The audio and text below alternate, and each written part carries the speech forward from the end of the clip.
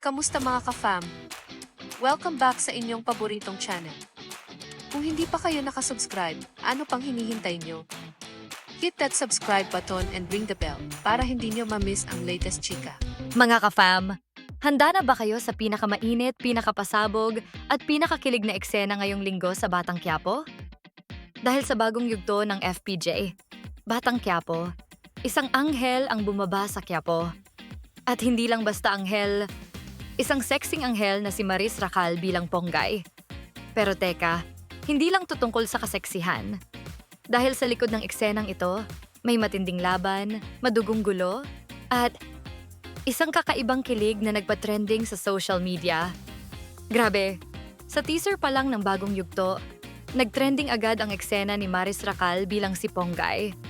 Nag-disguise siya bilang isang hooker para mahuli ang sadistang si Baron Geisler na gumaganap bilang Rocky Boy. Pero hindi madali ang misyon. Dahil sa loob ng kwarto, iba ang trip ng karakter ni Baron. Nag-e-enjoy daw itong makitang duguan ang kanyang kapartner. Kakapaso, kakatakot, at kakaloka sa intensity. Buti na lang, sa tamang oras, dumating si Tanggol.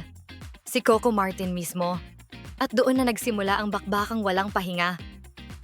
Imagine mo yon. Habang bugbog sarado si Baron sa kamay ni Coco, ramdam mo talaga yung hero moment ni Tanggol. At si Maris, todo acting din. Halatang takot pero matapang at grabe ang chemistry nila ni Coco sa eksenang yon.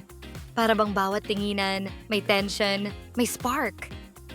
Tapos nung nagmotor scene sila, aba, parang night and day ni Tom Cruise at Cameron Diaz. Yung moment na sumakay si Maris sa likod ni Coco habang tumatakbo ang motor? Ay nako, lahat ng fans na pa-comment ng, "Oh my God, kakaibang kilig to, Maris x Coco for the win."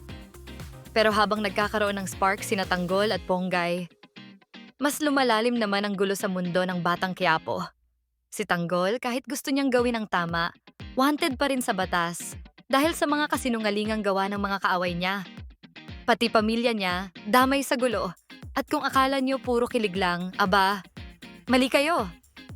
Dahil may mainit na komprontasyon din sina Rigor, Roberto, at Miguelito. Pati si Marites, muling malalagay sa panganib dahil sa selos ni Rigor. Grabe, bawat eksena. Para kang roller coaster sa drama at aksyon. At heto pa ang twist na kinilig ang lahat, ang dating galit ni Ponggay kay Tanggol. Nagbago na.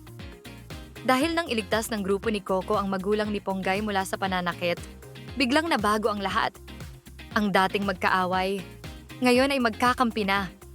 Kaya nga sabi ng mga netizens, anghel man siya sa forma, pero palaban sa puso. Si Maris Racal, bagong simbolo ng tapang at lambing sa Batang Quiapo universe. At dahil bagong yugto na ng FPJ's Batang Quiapo, bagong theme song, bagong poster, at syempre, bagong characters. Isa lang ang sure. Mas mainit, mas matindi, at mas emotional na ang labanan. Sa tingin nyo ba? May bago bang love team sa Quiapo? Coco x Maris? I-comment mo na yan sa baba dahil gusto naming marinig ang opinion mo. Huwag kalimutan mag-like, subscribe, and hit the bell for more updates. Kita-kits ulit sa next video, mga ka-fam.